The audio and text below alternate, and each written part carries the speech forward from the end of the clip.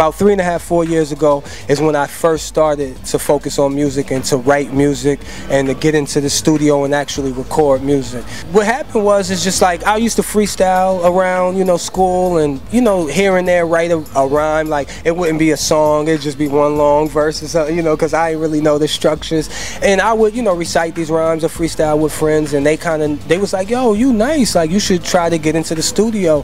And then they basically talked me into getting into the studio. I went into the studio, recorded a little EP, and when I got the EP, you know, the response was just crazy. Like, everybody loved it.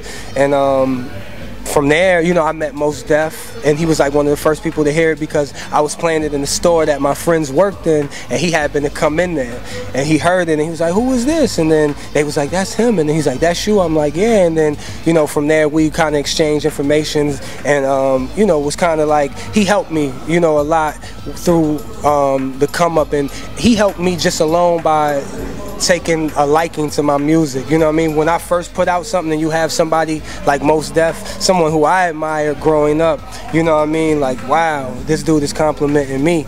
And it was like, I felt like I was going in the right direction with it. So the very first one, like, you know, the very first one, I got the CD, half an hour later had it in the store. It was my first time hearing it too.